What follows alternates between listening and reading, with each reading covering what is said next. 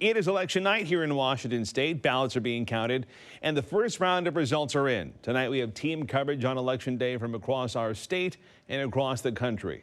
One of the most closely watched contests, I should say, is the race for Seattle mayor.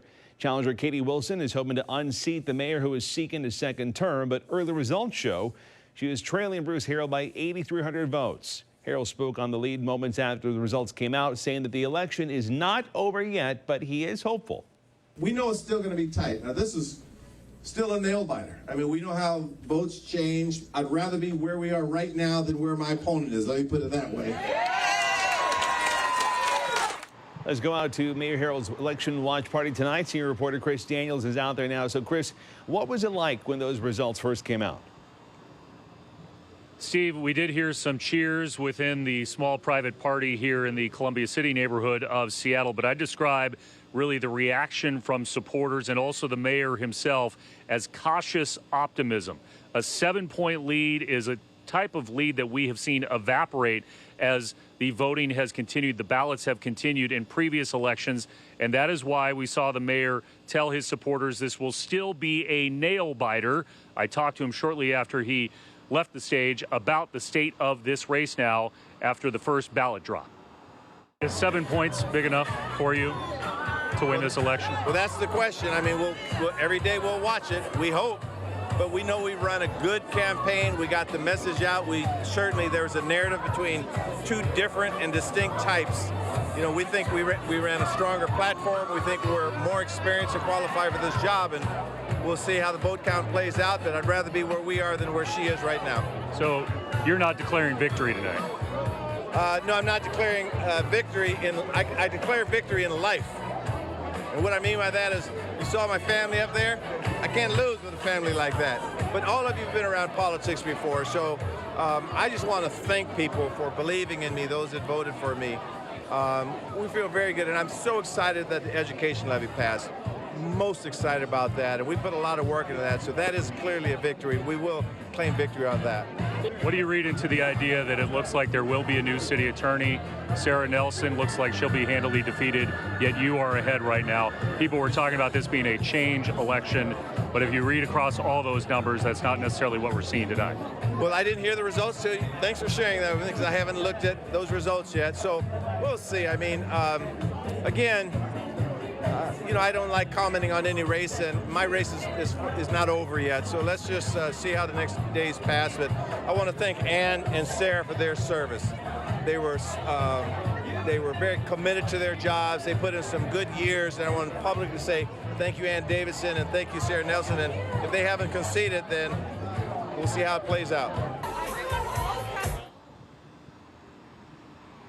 So what the mayor was alluding to there is just historical precedents here in the city of Seattle. It is widely known from anybody who follows politics in this town that late votes, those votes that are counted after Election Day, tend to go to the most progressive candidates. We have seen swings before, like Shama Sawant in a city council race, also a socialist like Katie Wilson. She was down by 9 points on an election night in a city council race, ended up winning her race. So that's why a 7-point margin is not considered to be a margin that will win you a race, and that is why we are hearing the mayor tonight be very tentative. But just based on the first drop tonight, it is considered a victory for Seattle Mayor Bruce Harrell, in that he is up by 7 points, considering he lost the primary to Katie Wilson by 10 points. However, these numbers are lower than what we saw 4 years ago when he was first elected mayor. He was up by more than 20 points on election night, ended up winning that race by 17 points. He's up 7 points tonight, Steve.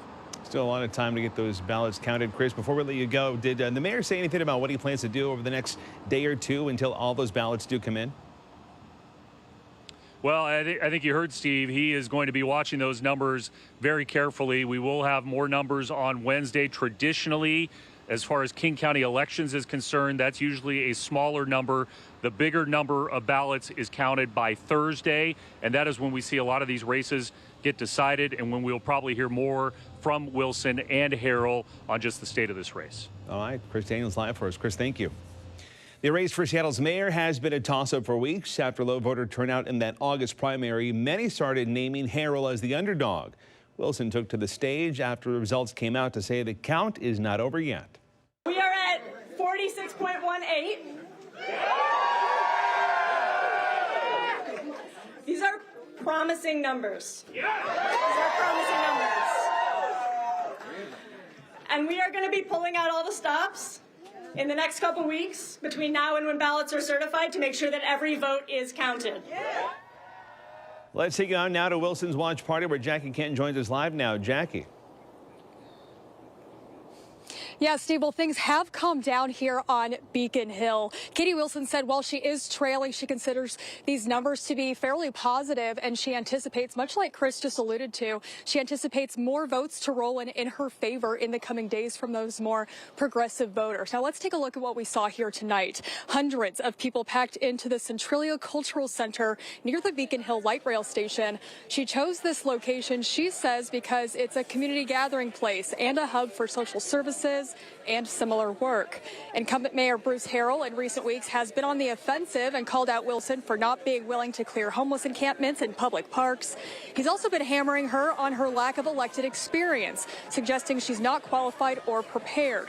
She tells me she disagrees and that people in Seattle are ready for new leadership. Steve? Jackie, what are the campaign promises that Wilson believes most resonated with her voters? It's a good question, Steve. Affordability has really been central to her campaign all along, and she really feels that her stance on supporting working families could really put her over the edge to the advantage in the coming days. She also has promised to invest in about 4,000 units of emergency housing to move more people off Seattle streets. She's pushing for investments in alternatives to law enforcement for nonviolent 911 calls. That's so police can direct their resources to those more serious cases. She also talks about expanding mental health and addiction treatment, support for small businesses, and the creation of green jobs. We'll be hearing a lot more from her on that coming up on KOMO News tonight at 11. I'll send it back to you. All right, Jackie Kent live in Seattle. Jackie, thank you. That brings us to tonight's Pulse poll. You can vote now by scanning the QR code here on your screen. We want to know, do you think today's election results will have a positive impact on your community? And right now, 22% of you say yes, but the majority of you, 78% of you, say no. If you want to weigh in, just scan the code here on your screen. It'll take you directly to the story at KOMOnews.com.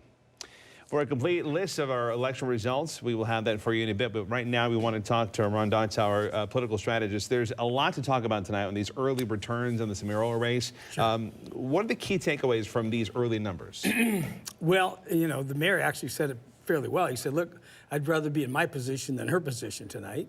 And they're also right that the late voting historically has tended to be more on the progressive side of the political equation. Having said that, I think there may be one other thing that's happened in this election cycle that may blunt some of that. I got the sense that it took a while for the mayor to get his legs underneath him in the election cycle, post-primary. And I think his closing arguments, his closing momentum may blunt some of that. We'll see. Do I expect the race to tighten up? Yes. But maybe not as much as some people might think it will happen. Going into tonight, both sides had their ads going. Yep. Harrell had some sort of pack that was kind of speaking for him, saying that Wilson wasn't prepared. How did each candidate position themselves before today, and were they effective in making sure that their message was heard? Well, his message was experience. I mean, everything was under the umbrella of, you know, been there, done that. I've got the T-shirt. I've had some success. I still got work to do, but I think we're moving in the right direction. Her message was more ideological in terms of, I'm basically a socialist and I want to flip this on its ear, and I want to redo how we come up with our budgets, how we're going to spend our money, and change some of those priorities. I guess where I felt challenged by her comments was, frankly, she doesn't have the experience, in my opinion, to execute on some of the things she talked about. Right. When you had 40,000 employees, okay, and the most she's ever had was maybe 5 or 6, in a transit authority is not not a place you want to be to walk in to manage a city this size. And I don't know that if she, from a message standpoint, got through that hurdle. Okay. All right. So one of the things I need to ask you about, too, are these messages, these issues that a lot of Seattle voters seem to be weighing in. And honestly, let's be honest, a lot of the same issues we see in every city, but in Seattle, they seem to be amplified. Of those issues, do you think either voter, or either candidate, I should say, really met the need for those voters at this point? Probably not. I don't think either one really, smacked it out of the park when you're talking about, we're still spending so much money on homelessness without results. Right. Now, do I think that the incumbent mayor has made some strides in that direction? Yes.